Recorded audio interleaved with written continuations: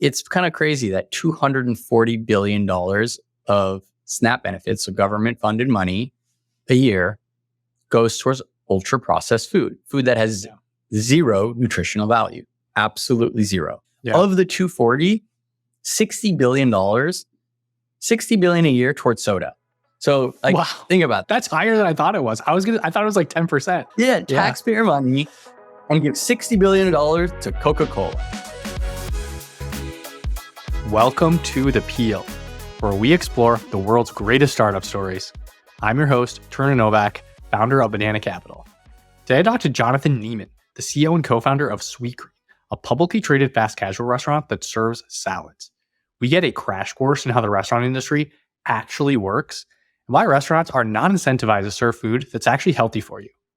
We talk about how the US food system leads to over $2 trillion in indirect healthcare and environmental costs, and how the food we eat is directly tied to our health, and how Sweetgreen's mission is to build the healthy version of McDonald's for the next generation of consumers. We talk about the early days of Sweetgreen, including how they raised money, how the second location almost failed, and how that led to running a music festival headlined by The Strokes, Kendrick Lamar, and The Weeknd. We talk through why Sweetgreen killed a major product line to double down in online ordering in 2015, and Jonathan's first business making over $40,000 a year in high school. We also dive into Sweetgreen's newest initiatives, a monthly salad subscription called Sweetpass, and a new automated restaurant, the Infinite Kitchen, which is going well despite industry headlines around restaurant automation. And he tells us how it's led to better tasting food and shorter lines. Thank you, Jonathan, for coming on the show. Let's jump in after a short word from our sponsor. This episode is brought to you by SecureFrame, the automated compliance platform built by experts. SecureFrame helps thousands of businesses get and stay compliant with security and privacy frameworks like SOC 2, ISO 27001, HIPAA, PCI, GDPR, and more. It's an elegant modern solution used by thousands of customers, getting them compliant in weeks, not months, and removing all the headaches of staying compliant with AI and automation. I met the SecureFrame team when they started the company in 2020. I loved their vision to use AI and automation to make compliance 10 times faster than I invested. I recommend SecureFrame to every founder I talk to. Head to secureframe.com and their in-house team of compliance experts and former auditors will get you set up. Thank you, SecureFrame.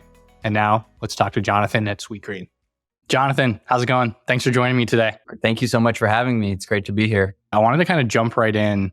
Could you kind of talk a little bit about just the state of the restaurant industry, big current topics and trends, and how it all works? I think I could talk a little bit about what we saw when we started and then maybe what's changed 15 years later. So, going back to 2007 when we started the company, we wanted a healthy option that was delicious, affordable, and convenient in our own community. We were students at Georgetown and we couldn't find a place to eat. And we just looked around. We're like, this is crazy. How come there is nowhere to eat that is healthy but also delicious? And you looked around at all the brands and things like McDonald's or Coca-Cola, Subway. But the best option for healthy food was considered Subway, which is full of processed foods. They promote this idea of freshness, but really not that healthy.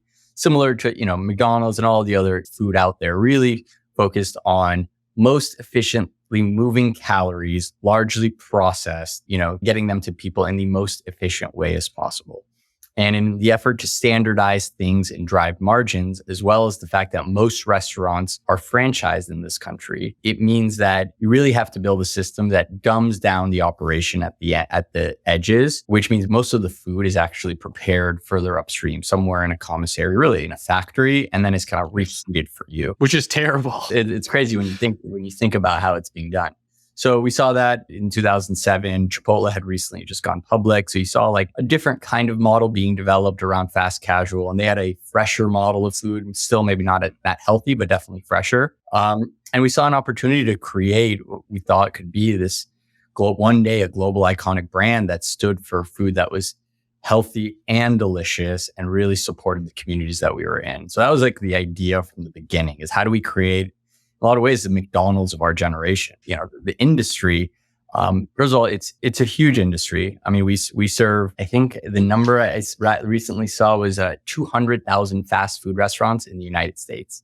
So that's one for every 200 people. When you say fast food, how is that defined? So call it like, the McDonald's. Think fast food, we probably would not be in that category. We're in this hybrid category of fast casual. So, fine casual, a lot of people define it differently. Still fast, but with a higher quality of food. I don't mind, by the way, I don't mind Columbus fast food and going head to head with them, because I think you're speaking about the experience, not about the quality of food.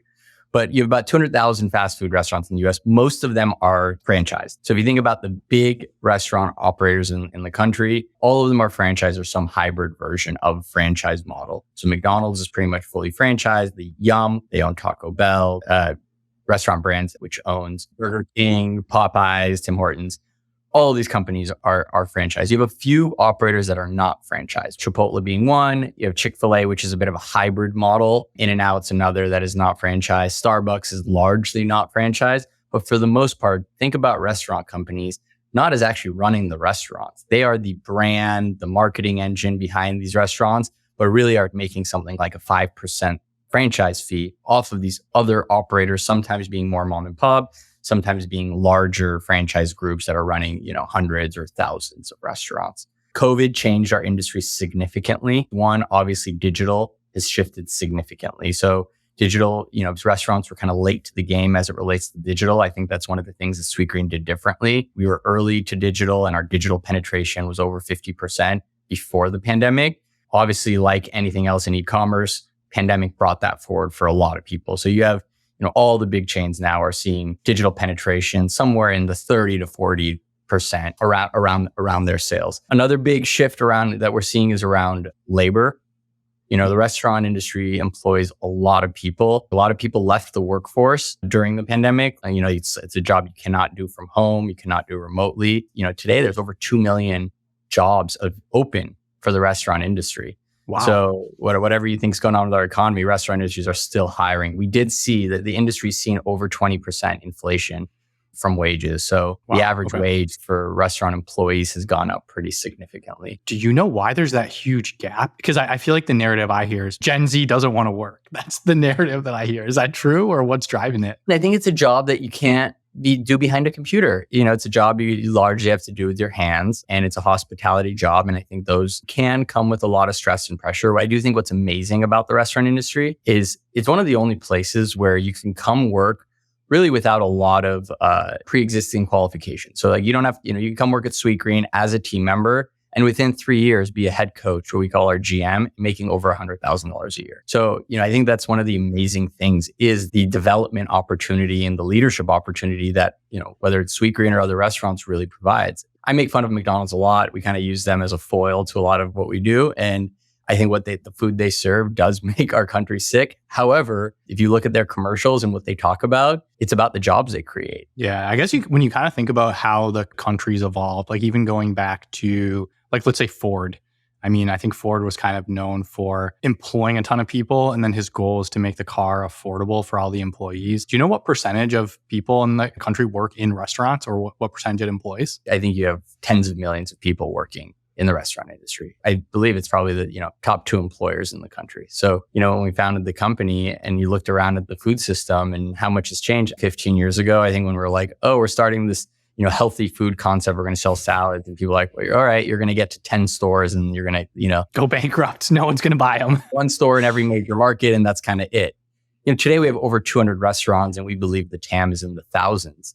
And it's one of those things that as we build the company, I think the addressable market continues to expand as we grow. So, I remember Whole Foods early on where their original goal was 50. When they got to 50, they're like, maybe we can have 100. When they got to 100, they're like, maybe we can have 200. Whole Foods has like 600 Whole Foods today. You think about, a company like Lululemon has over 500 retail stores in the US. So I think the consumer is really beginning to value health and wellness a lot more. The system, however, has not caught up to it, largely because I think a lot of it has to do with the economics of the restaurant business. It is very hard to make money. It is capital intensive to build a restaurant. There's then a heavy labor component. There's a heavy cost of goods component or rent component, et cetera. So you got to be good at a lot of things to turn a profit in the industry. And the incentives in the US are highly misaligned towards healthier outcomes. So, 97% of the subsidies in the US goes towards 5 crops that are not the crops that you want to be eating. So most of our subsidies are going to things like corn. And when I say corn, it's not corn like corn on the cob. It's corn that creates high fructose corn syrup. Which is, what's high fructose corn syrup for people who don't know? It's highly refined processed sugar. It's what goes in Coca-Cola, and it's just really not good for you. You'd be surprised how much high fructose corn syrup is in everything. I do believe it's one of the biggest issues facing us as a country is the health of the country that's honestly been exacerbated by the pandemic. The fact that we are so unhealthy has a lot to do with the food system. And the financial burden on the country is huge. Rockefeller came out with a report a couple of years ago that showed the cost of the food system, the externalities, are about $2 trillion. $1 trillion of it on health outcomes, another $1 trillion in terms of the environment, on climate. And so it just has massive ramifications, but it's such a fragmented industry. Another report just came out that showed the top 10 restaurants gained market share. They went from like 23% of the total market to like 28%. The 10 biggest are only controlling less than 30% of the overall system. Are there any such thing as like local monopolies, like certain brands or certain restaurants might have control of certain demographics or regions? And does that impact things at all? Yeah, I think that's the other thing that's really interesting. The restaurant business, there's a lot of national brands, but it is, it's a city by city, community by community business. So here in California, In-N-Out is truly beloved, but they only have a few hundred locations. You go in the South and people love Whataburger. You go to Canada, people love Tim Hortons. A lot of different brands that really work in certain regions, but really haven't transcended to become national. And one of the things that we did very early on was we always intended to be a national and then one day global brand. And so, we started the company in DC. We opened the first almost 20 restaurants in the greater DC area. We really thought it was important in order to support the supply chain and to build a brand locally that we stayed in one area. But from there, we intentionally branched out. We went to Boston, Philly, New York, Chicago, San Francisco, LA, and Austin. We went to really kind of the major cities with the intention of building a national brand. We want to have a national presence and we want to plant flags in these different places. We don't go to cities and just plant one. We'll go and we'll at least open a few stores in a city and look to build a network.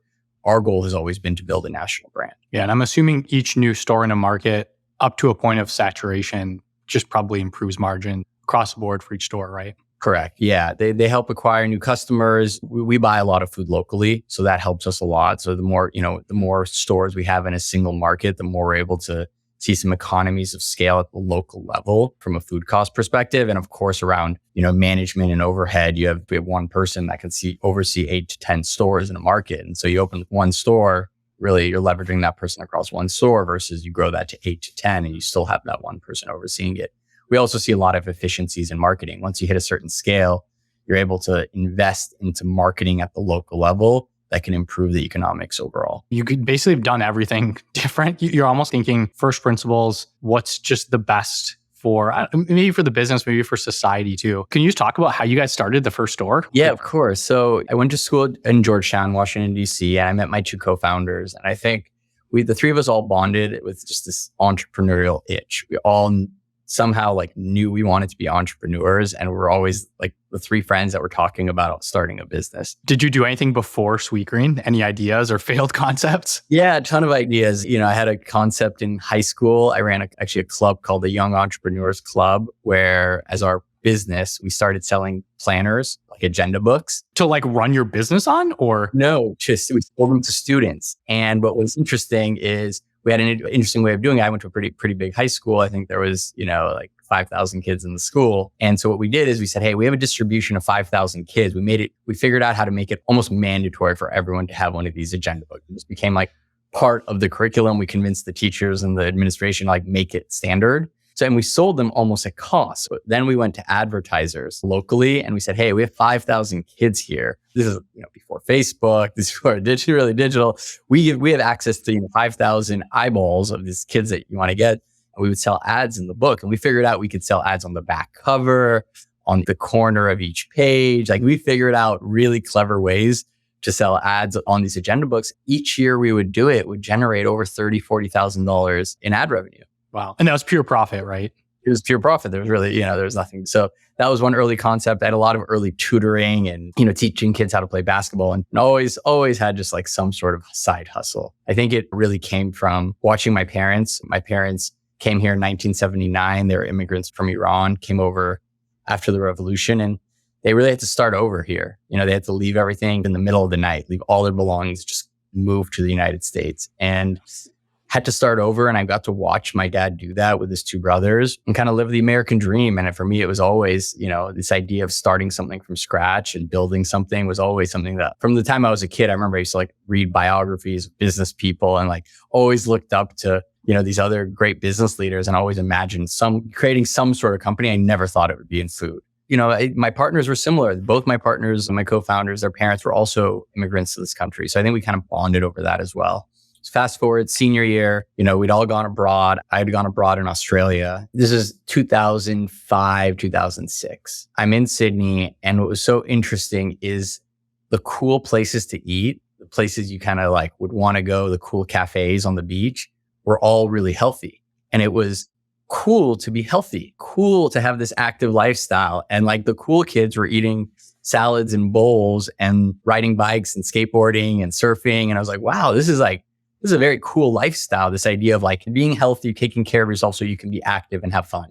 Which is not what it was like here in the US. It was not that at all. We're wow, there's something really here. And then it took my love of food and love of business. And luckily I'd met these two co-founders that we all complemented each other really well, still work together. And we decided to start a restaurant. And so right in the fall of senior year, we said, hey, wouldn't it be cool if this just existed here? Isn't it crazy that there's not a decent place to eat and our options are Subway, McDonald's, Chipotle? There's not a clean, good, healthy place to eat. Were there any big kind of salad chains at the time? No, there was no real salad chains yet. You had the ones in New York that were kind of the Cafe Europas, things $30 salads or something. Yeah, but it really hadn't become much of a thing yet. And for us, it's funny. People ask why salad? Part of it was because it was naturally healthy. Part of it is none of us had any culinary background and we could figure out how to make salads. Just throw leaves in the bowl. It was all about it's true to till today, which is a good salad is all about the sourcing of the ingredients. I actually believe great food in general, if you talk to any great chef, they give all the credit to the growers. Our chef famously would always be listen, all I did is not mess this thing up, right? I bought the best food and my job was to let the ingredients shine. And the salad is kind of this format, salad and bowls, that really does let the quality of the ingredients shine. And that's kind of been the thing from the beginning is source the best food and just kind of don't mess it up, create cool combinations for it, make healthy food more comforting, meet customers where they are, make it easier for them so it's delicious. It has a brand that people believe in. It's in a great, convenient experience and kind of meet customers where they are. And so we decided to open the first restaurant. We raised money from friends and family. This is before the VC had totally taken off and it was easier to raise money, probably more like what it is today. And restaurants at the time were especially hard to raise money. So we raised $300,000 from about 50 investors. So if you do the math, it's almost $5,000 per person. It was classmates. It was old bosses that we had interned for.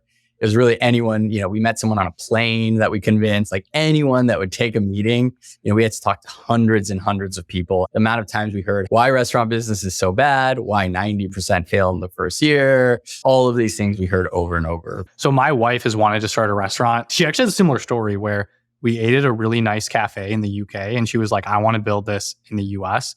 And for the last 10 years, I've been restaurants are very, very bad businesses.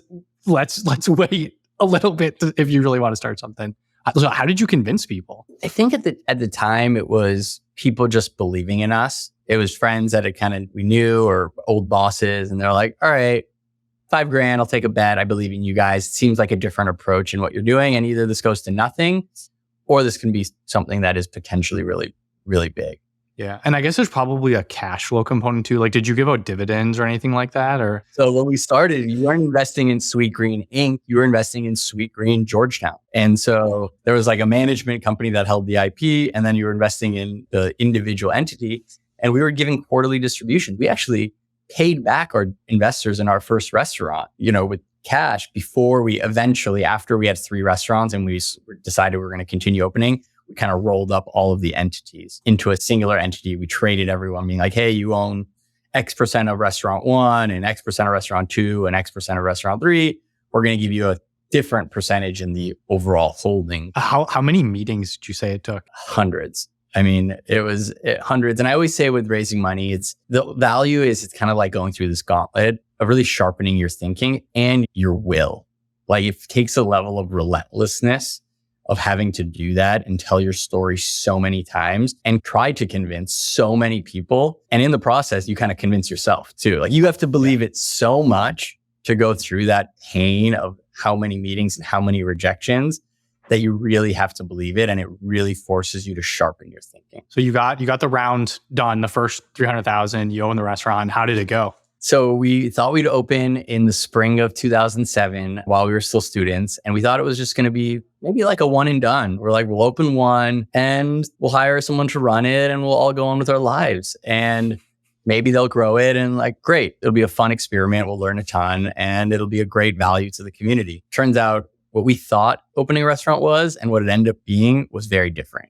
From the outside, it looked super simple. It looked like you go buy a bunch of kitchen equipment and put it in, an empty box and you buy these ingredients and you just kind of make them and serve people. Yeah, people just show up and buy them. And starting a business is really hard. Everything from like setting up, for us, building a restaurant's really hard. It's not just buying kitchen equipment. Yeah, because you guys kind of have at least at the time, sort of unique setup for things. I think you talked about first principles. A lot of the credit I give was this naivete. We actually didn't know shit. So we didn't know how the restaurant industry worked. And so we kind of thought, well, how should it work? Oh, we go to the farmer's market. Why don't we go to the farmers and talk to them about buying food directly? We didn't know that people didn't make their food in the restaurant themselves. What else do you do but make it all from scratch? And so there's all these like simple concepts that seem obvious and I think are part of our model, but is not how the restaurant industry was set up. And I think as we started writing the business plan, we realized we started to have early inklings like, whoa, this is a big problem. This is not a problem just at Georgetown in our little community. This is a big opportunity. Fast casual was a really fast growing market at the time. It seems like there was a niche to be served around people that wanted healthy and delicious food together. And so we ended up opening August 1st, 2007. First restaurant was only 500 square feet. So it was tiny. Our restaurant, just to give you an idea, our restaurants today are between 2,500 and 3,000 square feet. So 5 or 6 times the size. In that store, we still did all the scratch cooking. We did everything that we do today. So it had to be done in a tiny, tiny store. And I think some of the advantages is it forced us, the constraint was really helpful. I always believe that constraint drives creativity. And so it forced us to keep things really simple and distill the concept down to the basics. I think if we had a bigger space day one, we would have probably done sandwiches and smoothies and, God knows what else we would have had on the menu. But you only have 500 feet. You had to really, really keep it simple. I think we were, very lucky from the very beginning. Even from the very first day, we opened the doors and it was very clear that we'd fill the need in the community. People really were looking for an option. And by the time students were back in September, the restaurant was doing really well. We couldn't keep up with the business until winter hit. And the students went away for school and we have no seating inside and people didn't really want to eat salads in the winter. And all of a sudden our sales are down like 70% from what they were. Wow. What were your investors doing? How did they handle it? I mean, it was very scary for all of us because it's not like we ran with working capital in the business. At the end of the first restaurant, we raised enough money to build the restaurant and we still owed the contractor like $100,000. So you were selling salads and it was just going to the contractor. Yeah, we were literally, we were at the end of we were still paying the contractor. We had no working capital. We were the employees in the restaurant for the most part. We had a couple other people, but we were just doing, running the place for the first, few months. And it was very, very scary. You kind of had committed to go work somewhere before this all happened and you actually went and worked somewhere else for a while. How did that go? Yeah, that was also a really interesting part of my life story. So we started writing the business plan, call it September, October of that year, of 2006. Right around the same time, at least at our school, they start recruiting for jobs. And Georgetown was like, everybody would go into consulting and banking. Knew I didn't want to be a banker, but consulting sounded interesting. Got to work on business strategy, applied for a job. It was at the time I thought it was my dream job to go work at Bain. And I got the job. They gave me a signing bonus. Which is awesome when you're in college, yeah. I put all that money in Apple in 2006. I still haven't sold it, which was the best investment I ever made. But I said I'd be in Bain in Boston like the following October. I almost forgot about it. Went on with my life, started the business, figured I'd figure it out later. We opened the restaurant. They're like, all right, are you ready to come? I'm like, I'm actually not ready. Can we delay it a little bit? And so we pushed it out till around the end of the year. By the end of the year, that winter, I was like starting work at Bain. I worked at Bain. I had a great experience there. I learned a ton. I met a ton of really high quality people. I learned a lot about a lot of the basics and fundamentals around business strategy. But at the end of the day, I also learned that I wanted to be driving the business, not advising the business. And the frustration of just making decks and not actually solving the problem was just maddening to me. I remember like one of my first days, I got a case, some telecom company, and our job was to reduce churn at the telecom company. I'm like, well, why don't we go think about what's wrong with the product? Why are people churning so fast? And they were like, no, our job is to figure out what's the right win back offer when they call to cancel and how hard to make the telephone decision tree. And like how many, like, should I give them when they call to cancel? Do I give them 1 free month to stay or 6 free months? And what's the LTV of like doing that? I'm like, you guys are just trying to stop the bleeding here. This is not, very sustainable. And which is terrible for the brand. I don't know who you're talking about, but my internet provider, trying to communicate with them, and like, that's part of their strategy is to make it hard to even modify your subscription or your account. Yeah. And I, you get why people do this from a business sense, but as an entrepreneur, I always wanted to go to the core issue. What's wrong with the product? What's wrong with the experience? What's up with the brand? What's up with the team and the org structure? Like, where do we go to the heart of the problem? And I think having already started a business that I was emotionally connected to and starting to be successful, I was always 1 foot in, 1 foot out. And so after, 6 or 8 months, we decided we were going to open a second and third restaurant. And so I decided to move back. How did that second restaurant go? So we decided to open a second and third restaurant pretty much at the same time. So now we're looking at early 2009. The economy is a disaster. We were fully in the great financial crisis. We had watched the Lehman Brothers happen and AIG and just these like crazy moments, which in retrospect are even crazier. At the time, you didn't even understand that it was crazy because it felt like you just kind of were born into that world, didn't know how bad the economy was just because that's all we knew. And we raised a lot more money for restaurant 2 and 3. Restaurant 3 was really successful. They opened in the same month. Restaurant 3 was super successful. It was in Bethesda, Maryland, and right out the gates was great. But restaurant 2, we opened in DuPont Circle in DC, and it was not successful. We opened in April. We spent over 2 times what we spent on the first restaurant. So we spent like $700,000 building it. It's supposed to be this big flagship for us. And we opened the doors and pretty much have no customers. We're doing way less than we were doing at our first restaurant. And this restaurant was bigger and was supposed to do way more. We just realized people didn't know who we were. At the first Georgetown restaurant, people knew who we were because it was the story of the students opening this restaurant. And we had a very captive audience. In DuPont, we didn't have that. But what we did have is we had the farmers market in our parking lot of that restaurant. And so we knew the customers were there. And this is not just any farmers market. This is the farmers market of DC. It's kind of like the Union Square farmers market in New York. It's like the major farmers market. And so we realized there was an opportunity to try to capture some attention. And again, not knowing what we didn't know, our idea as 23-year-old kids was, why don't we go buy a big speaker from Guitar Center, get a big folding table, and just start playing music. And the funny story was at the very early days, our menu was made out of this like wildflower seeded paper. It was printed on this like seeded paper as like a sustainability thing. And the whole idea was like, come, get the menus and like plant the menu. And it would actually grow into something. It would actually grow. This is kind of this gimmicky thing while we were playing music and just like meeting the community and giving out samples. It's interesting. We still have this same challenge. People think of Sweetgreen and they're like, oh, it's a salad place. Like, I'm not a salad guy. That doesn't sound delicious. That's a side. That's an appetizer. That's not a meal. That's not going to fill me up. And we knew we just had to get people to try it because how we build salads and bowls is different than I think how most people think about it. And so we started DJing. This little DJ set turned into a block party. The block party grew and grew. And all of a sudden, a few months later, we have over 1,000 people there with a bunch of local artists and bands having this block party for Sweetgreen. It was like right after the farmers market. And we realized there was an opportunity to really elevate the brand beyond just a restaurant, but really build in more lifestyle components that back to like the founding vision of it, eating healthy is just part of a greater healthy lifestyle that can still be fun and cool. And music was a passion of ours. And we thought a great universal language to share with people and connect on. And so we turned that block party into a music festival. And it went from like 1,000 people in a parking lot till the next year, 25,000 people at Merriweather Post Pavilion, headlined by The Strokes. Like here was a poster in 2015 that you can see. It was, Oh, wow. Yeah, that's You've got like avocado, for people who are just listening, don't have video, there's like avocados. It looks like you have like peas, different, like there's a fish. And then there's also musical instruments, guitar. And then the artists are Kendrick Lamar, Calvin Harris, The Weeknd, Pixies, Billy Idol, Tove Lo, Marina and the Diamonds, SZA. So I think it was this like cool way of bringing these huge artists and creating this like amazing experience, telling the story of our brand that, hey, you can listen to music and go to this big music festival and still be healthy.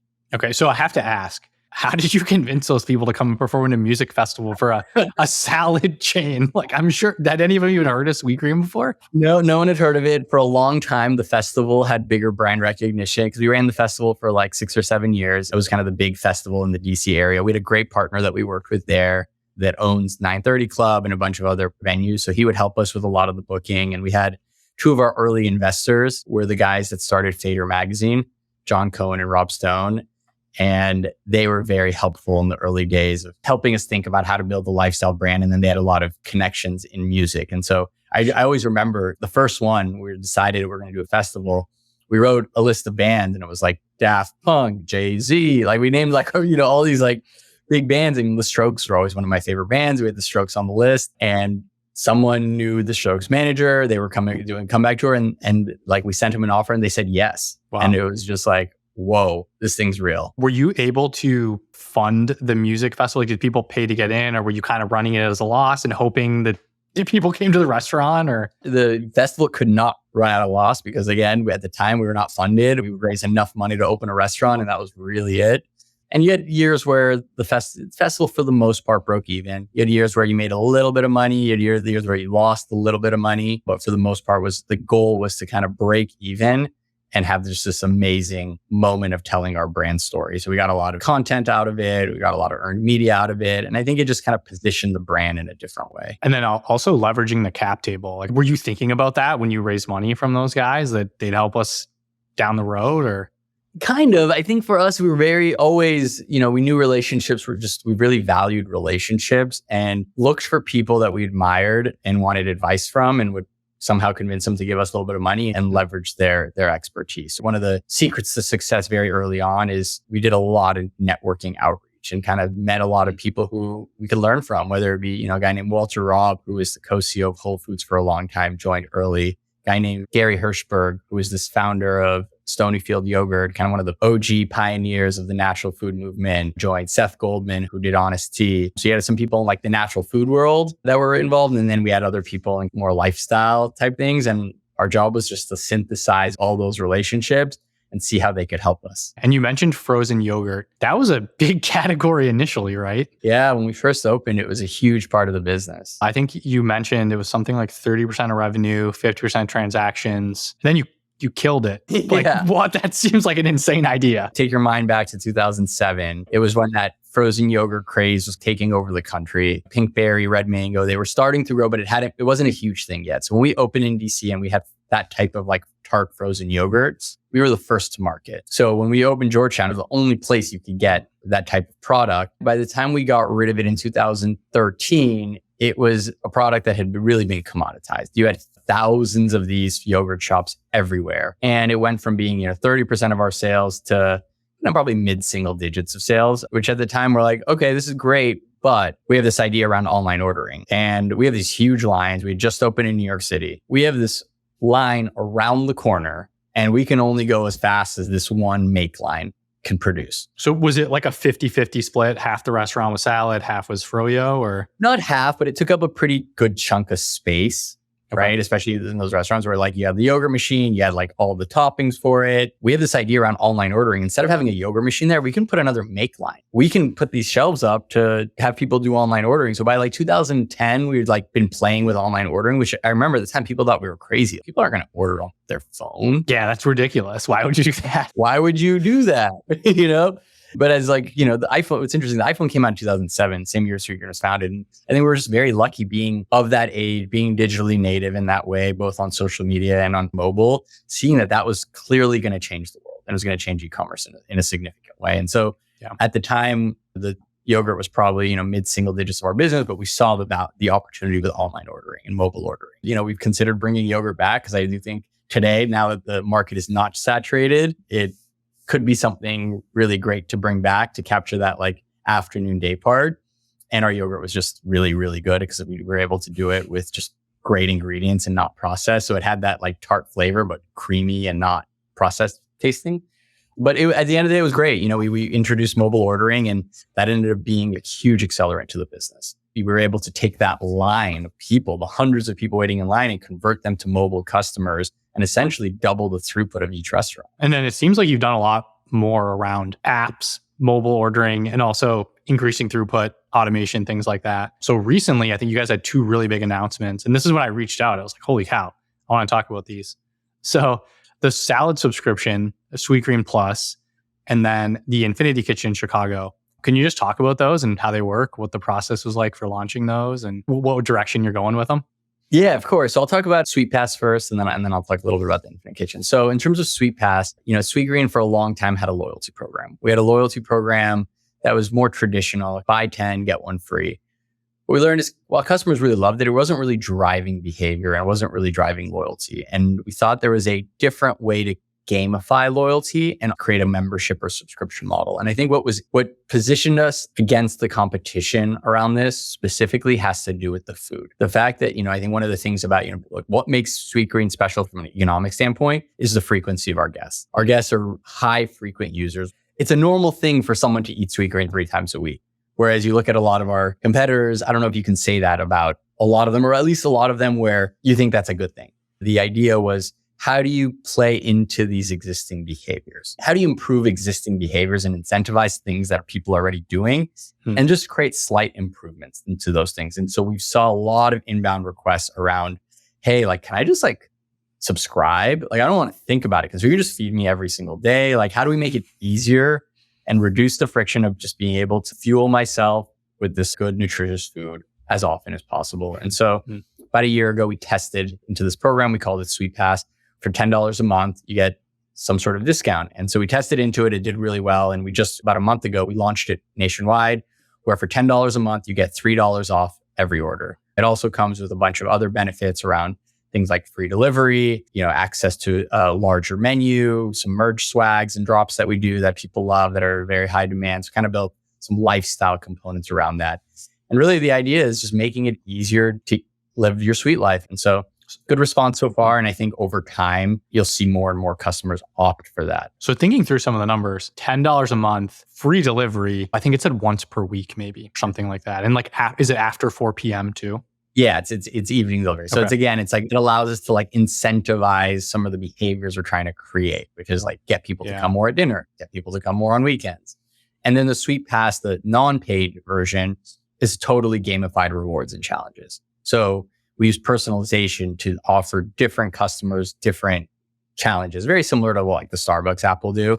So, hey, come 3 times in a week and get this, or try 2 things on the seasonal menu and unlock this, or just buy 1, get 1 free. It uses personalization to give us a lot of control over which users we want to offer which things. The idea is just how do you increase margins while still giving customers something they love and some benefits for being loyal guests. It's not like you're doing anything bad. You're giving them salad. You're giving them healthy food. So, and then you asked about the Infinite Kitchen. So for anyone that's not been to Sweetgreen, the way it works, we source food from great farmers. It's locally as much as you can, right? Locally as much as we can, really focus on just regenerative agriculture, just the best produce we can find. It's really about the quality more so than where it is, but a lot of it does happen to be local just because we love the regionality of some of those local suppliers. So we work with small, medium and large farms.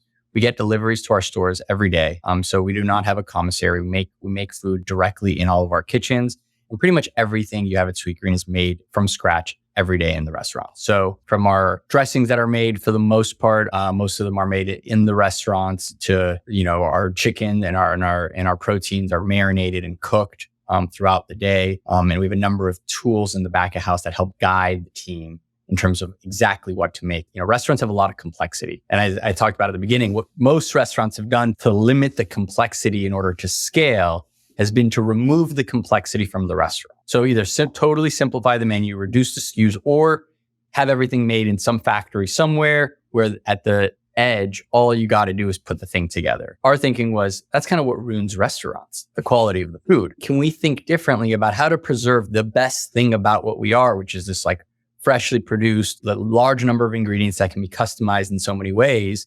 Can we figure out a way to preserve that as we scale and still have great economics? And so the idea was we're going to invest in technology that allows us to do that. So there's a few things that we do that enables this. One is in the preparation of the food, we have a couple tools that guide our teams. Think about them as GPS for the kitchen. So we have one that runs cold prep. We have one that runs hot prep. So if you are working in the kitchen, you have an app next to the oven that tells you, it has the recipe on and everything based off of the sales forecast and what the velocity is of what's selling. It's time to cook chicken. Here's how you should do it. Here's exactly how much you should cook. Now it's time to cook mushrooms. And here's exactly how you should do it. And it measures all of this. Similarly, on the cold food, again, it's a dynamic, beautiful iPad app that again tells you, don't just like randomly start cooking, like chopping and washing things. Here's exactly what you should make when, and it's fully dynamic based off what's going on in the restaurant. So we really kind of lowered the cognitive load of how many, complex it can be to work in the kitchen and prep all of those things. And I'm assuming the app, you kind of have this touch point with the consumer that just gives you an even more holistic picture or ability to, influence all the different external factors to do that even better, I'm assuming. Correct. We have a really good idea based off of the digital connection we have, what the sales will be for the day, what the product mix will be, and what the ingredient mix will be for the day and by time period. So we're able to use that data to then just guide our teams to make the food in a much more seamless way. You then move to what most people see in the restaurant, which is assembly. So an assembly in our restaurants is them actually making the bowls down the line. Most of our restaurants have a front line that is the one you typically see where you come and order in person with one of our team members working down the line. Yep. All of our restaurants also have a digital make line. This is the line I was referring to that took the place of the yogurt. Our restaurants have a separate digital make line. And this is the line where if you order online or for delivery, it's almost like a separate kitchen those orders are taken into. And some of our restaurants have multiple lines of second make lines. So some of our stores, like high volume locations in cities like New York, have 2 or 3 or even 4 of those lines. So we can capture really high throughputs in like a very short period of time. Yeah. And didn't you say, I feel like you've mentioned somewhere before, you guys have like 80% digital penetration in some stores? Yeah, in some stores we do. Overall, it's in the 60s. Is there a skew, like rural areas are more in person, cities are more digital, or vice versa? Or? Generally, although what was interesting with the pandemic is it really pulled forward the suburbs. So you've seen the suburbs catch up in a really major way. Delivery is really big in a lot of the suburbs. You have a wide delivery radius.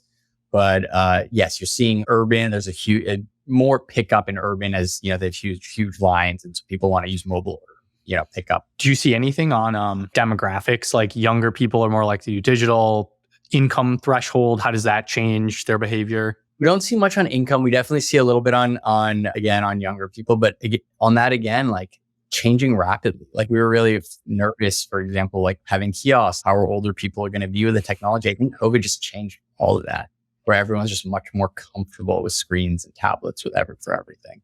My wife's grandma, she's like 82, I think, and she gets Instacart all the time now. And that was unheard of. That would never have happened. Got to try it once, and then you're like, why not do this? Yeah, I mean, it's so convenient.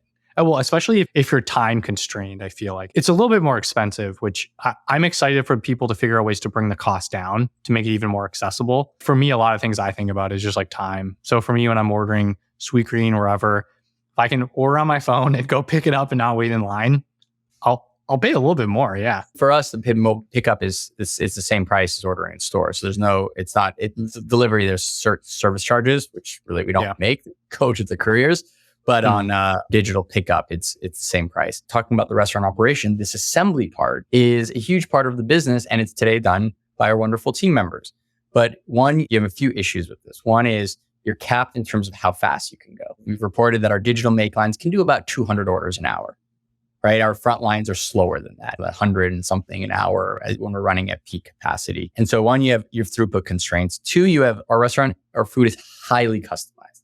So almost 80% of bowls are customized in some way. So 80% of people are doing something different. And an average bowl for us has 10 to 12 ingredients. So you think about how many individual actions have to be done perfectly to have perfect accuracy. It's really hard to do. Just to give you like some interesting math.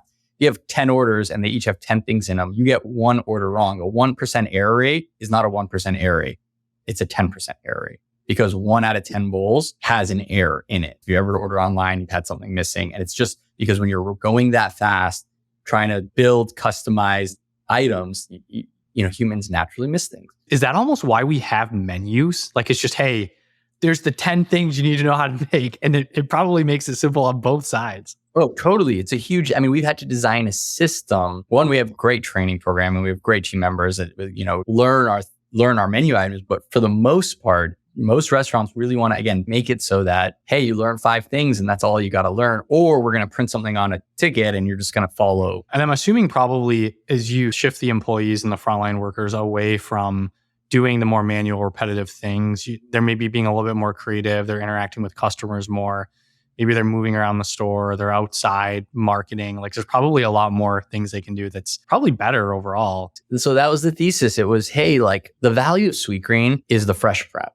The fact that we're buying the best food, preparing it from scratch, and we're cooking it right there. The value is not necessarily the fact that a human is putting it in the bowl for you. If any case, that's where a lot of the error rates are in us doing this. This should be possible. This doesn't seem like an unsolvable problem. We should be able to figure out how to automate this. And so we started thinking about it. I remember talking to people being like, you're crazy. That's a crazy idea. Nobody wants that.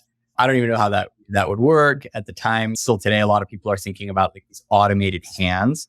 So a lot of people have taken this, not a first principles approach. They have their restaurants, they're largely franchised, and they're like, hey, how can we make the franchise or the restaurant a little bit more productive by adding technology that you bolt on top of an existing system?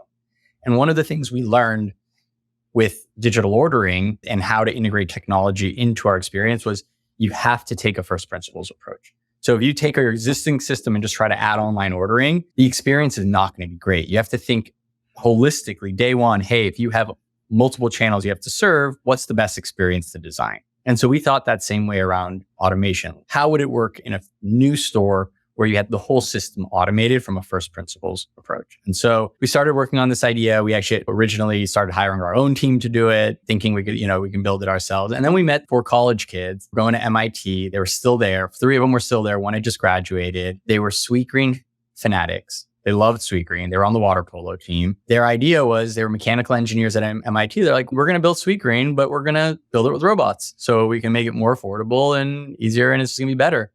And I remember like seeing a tiny little news clip about this like automated system they built in their dorm. We went up to Boston. We met these guys. It must have been like 6 years ago. And we're like, let's stay in touch. This is super cool. They continued on. They decided instead of building automation for the industry, they were going to build their own restaurant. So they were going to build it like a Sweetgreen competitor. They ended up raising money from Mavron and Costa. They raised like $30 million. They opened 2 restaurants with a beautiful automated system. It was called Spice Kitchen. They had 2 restaurants open in Boston. And we stayed close and we really admired what they had done. The system they had built was amazing. But I think with being a restaurant brand, you have to figure out the technology and the operation, but you also have to figure out the brand and the food. And I think what we're really, our superpower around brand marketing and kind of culinary was a perfect match for their superpower, which was around engineering. And so about 1.5 years ago, we acquired Spice. In a lot of ways, it was like this perfect marriage because our mission statements were practically like written the same. It was like we had the same exact idea of what we were trying to solve culturally around the food system. And so we acquired them 1.5 years ago. We began working on the Sweetgreen system, which we've called the Infinite Kitchen. And just a couple of weeks ago, we opened our first one out in Chicago. It's been really successful so far. We're learning a ton about it, but we do believe the future of the industry will be much more automated. As I mentioned earlier on the show, 2 million open positions, very high quit rates, very high turnover rates. And to your point earlier, we think we can make the job more fulfilling. We think we can focus the job on more on the culinary aspects and the hospitality aspects versus just the repetitive aspects of the job. And so very early for us, but that first Infinite Kitchen has been very successful so far. We're excited to see what we do from here. Any surprises just from the first couple of weeks yet? Yeah, I think what's been interesting for us, we were trying to learn a few things.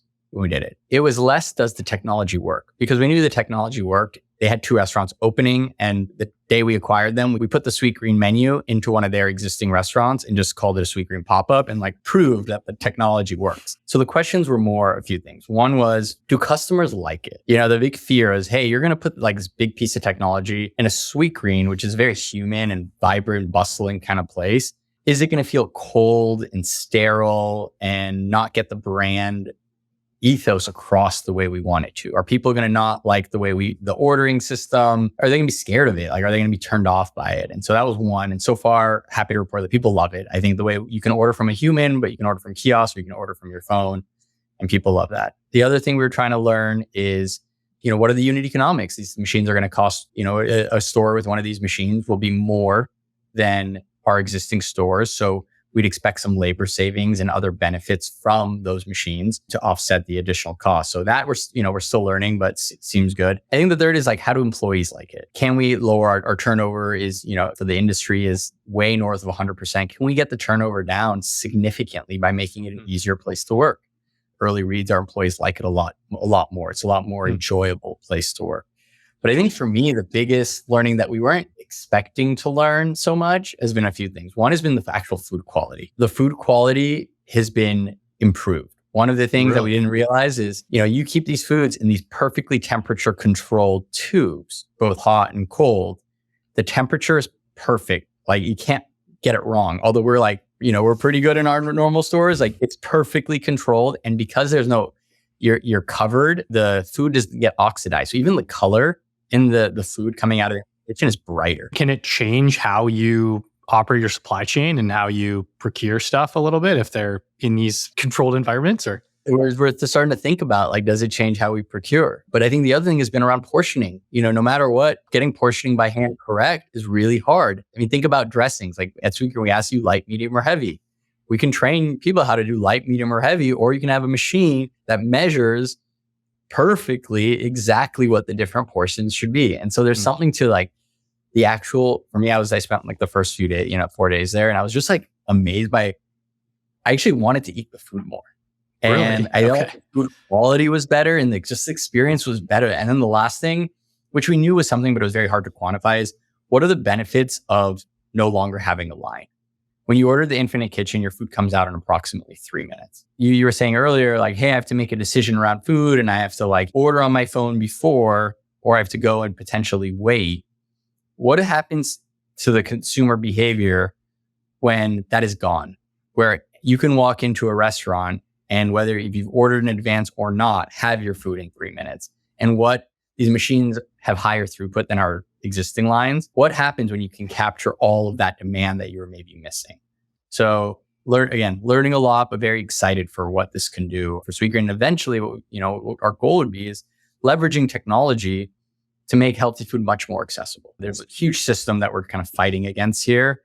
And today that we're in the phase of make healthy food desirable. First job is just make people want it. Because I can't go tackle food deserts and food access issues if people don't want to eat this food and it's not craveable and cool and something that people just really desire.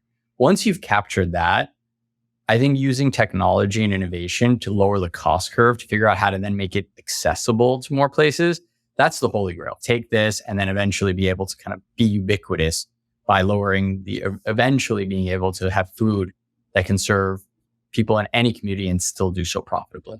Yeah. And you kind of think about just the food system. You open up your fridge and take out whatever you're eating or your pantry, or you go to a fast food restaurant and the burger's already prepared and you're just ordering it and they hand it to you. It's good. Some pieces of that, some parts of that are not very good. Are there any interesting stories or kind of stats you've heard on just ways that food impacts you that we might not even realize or think about down the road? I think about it a lot. I think, the key to health is food, sleep, and exercise. And food, those are the 3 major pillars that as a society, we figured out how to build a system that actually promoted these more versus the opposite, which is a lot of lobbying and special interests driving the cost of foods that are really bad for you. Also, a lot of regulation that for me, the processed food and cigarettes are not that different. And the fact that we can't market cigarettes to children, but we can market all this unprocessed food to children. I think it's crazy. There was recently a bill introduced in Congress that was around SNAP benefits and what they can go toward. It's kind of crazy that $240 billion of SNAP benefits, so government funded money a year, goes towards ultra processed food that has zero nutritional value, absolutely zero. I think SNAP benefits are really important, but we should make the SNAP benefits useful for things that are actually nutritious and nourishing, not things that not only have no nutritional value, are going to kill you. And then on the other side, we're going to pay for the healthcare for these people that we're making sick. Yeah. Of the 240, $60 billion a year towards soda. So wow. Think about that. That's higher than I thought it was. I thought it was like 10%. Yeah, taxpayer money, and give $60 billion to Coca-Cola. Okay, on maybe the 240, you could say, hey, there's no other option. People need to eat. Okay, they're hungry. Okay, fine. There's no excuse for the Coca-Cola. I don't, it just doesn't make sense to me, right? You can drink water. There's other ways to do it. Another stat that's always been interesting to me and related is about 50 years ago, you look at per capita spend on food versus healthcare. It's really interesting to see how those lines have crossed. So it used to be we spent twice as much on food as we did on healthcare. Today, it's exactly inverse. So we spend twice as much on healthcare as we do on food. Wow. I think it's just very related. It's very hard to solve these problems further upstream because you're making investments for decades. Maybe there's not as much money to be made around the pharma that then goes and solves these things, whether that be the new weight loss drugs like Ozempic, et cetera, that is going to be the most profitable drug of all time. Unfortunately, eating healthy is not as profitable as some of these other drugs may be. I do believe incentives in a system are really important. And it's not that people are bad. And I do not believe consumers want to make the wrong choice. The obesity problem we have in this country, where 40% of people are obese, it's not because consumers have lack of willpower. It is a system that is driving that. It is a society that is making that food cheap, marketing that food. That's all there is to eat. It's a culture that is infiltrated by that. Our goal at Sweetgreen has been, how do you make it, first, again, like I said, desirable? You want to build the Nike, I look at a company like Nike or Disney, make something that people just meet the customer where they are. It happens to be healthy, but I want to eat this just because it's the best tasting thing and the brand that I love most with the best experience. Oh, and it happens to be healthy. And that's the only way we can kind of change culture, not by telling people to eat their vegetables. Yeah. And I think it's kind of like capitalism's great. There's downside, there's a lot of upside, but it's whatever is the most profitable people will do. The interesting part is when you think of the new consumer, kind of how we've been changing, people are willing to pay a premium sometimes for something that's health related or better for them. So maybe it is more profitable. I don't know. Take a broader view on the total system and the health of people overall. And how would a system be designed not for sick care, but for health care? That's a good way to think about it. You had a really interesting word that you've used before, conscious capital. It's kind of the intersection of a lot of this stuff. Can you just explain what that is? It's the core value at Sweetgreen that we have called win-win-win, which is about making decisions that benefit our customers, our team members, and our community. And really, it's that triple bottom line. I think if done right, they're not at odds with each other. Doing the right thing sometimes costs more, but done creatively and with the right time horizon can create a really durable business. Case in point, Patagonia, great business, does a lot of the right things, just been named the most beloved brand. They have a very strong position, a lot of things they do, but that reinforces their brand and makes them more successful. So I think it's very hard to do. I think in order to do it, aligning your stakeholders is important and playing an infinite game around time horizon, because a lot of the things that we do doing the right thing may not help us in the quarter, but will help us if we're playing for decades and generations, will help us. And so I think you can only do it if you increase your time horizon and the game you're playing. Because otherwise, you can always take that short-term cut. That's the idea for me, is finding those creative solutions where we can balance the interests of all of our stakeholders. Yeah, and there's probably something to be said about getting a bigger base of restaurants or fixed costs, leveraging the base you have, lowering prices, increasing access, more revenue, which of course lets you open up more restaurants, continue to leverage the fixed costs. That's the flywheel. And that's why people say restaurants are really bad businesses. And mom and pop, one-off restaurants can be very hard businesses, but it's also a very durable business. And at scale can be really fantastic. So you look at a company like Chipotle is almost a $60 billion market cap company. I think people are surprised by that, they have over 3,000 restaurants in the United States.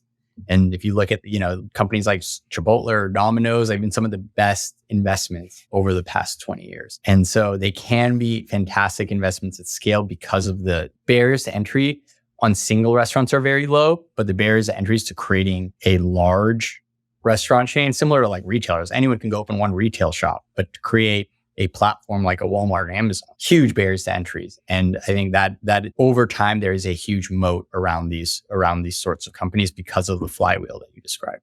I did have one final question that I was kind of intrigued by reading something article from a long time ago. You said that you and all your co-founders used to play a lot of board games. Do you have a favorite right now or historical? I think you mentioned Settlers of Catan was one. This is like 10 years ago. Still Settlers. I still think it's one of the best games. So fun, like human dynamics, just everything about it. First time I did the expansion pack, was fun. Like Seafarers, Cities and Knights, which one? Yeah, Cities and Knights. Oh, nice. You settle? I do play, yeah. Not as much as I'd like to. We try a lot of new games too. Honestly, we play a lot of Sequence. Have you ever played Sequence? No, is it good? It's pretty simple, but with my 6-year-old can play it and she's so good. I don't know why. I mean, her win rate is like, 70%, which doesn't make any sense for a game that you think is random. And she's like 6 years old. That's amazing.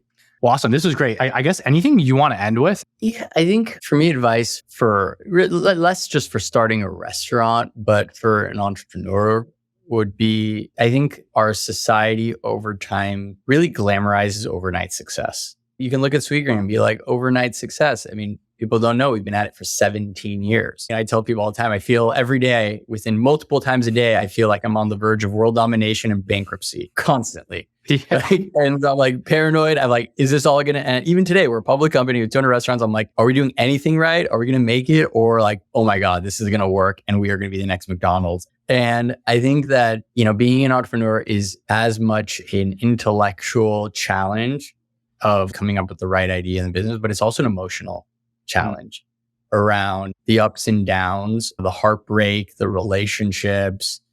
And I think so much of the success is just not giving up with Sweetgreen. I don't think we're like that much smarter than anyone else. I just think that like we just kept going and we'll just like outwork people and just keep going and learn. And I think being very like reflective around learning when we, quickly learning and iterating from the mistakes we've made. But just that relentlessness, I think, is so important for an entrepreneur. And so what I tell people is like, I think it's not for everyone. And if you're going to do it, like be willing to commit 10 years, like 10 years of some failure to get there. And, on that note, everyone's talking right now about NVIDIA, right?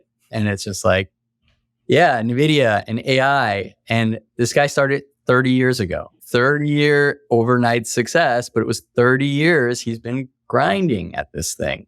And seeing something that he believed in very early on and then continued to evolve and position for that next wave. I don't want to say there's no such thing as overnight success, but wishing for that is kind of like winning the lottery. So just always believe in taking the long view.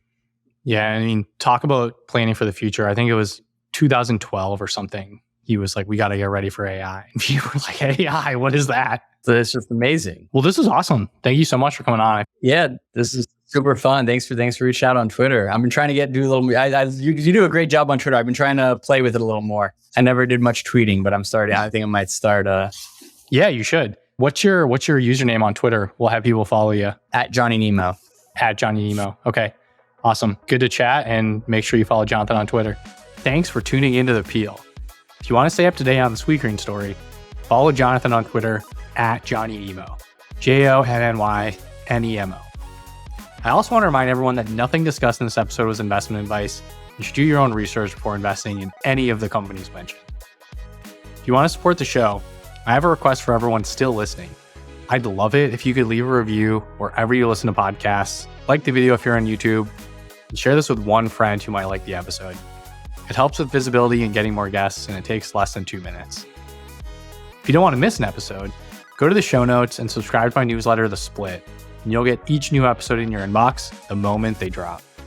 Thanks again for tuning in, and see everyone next time.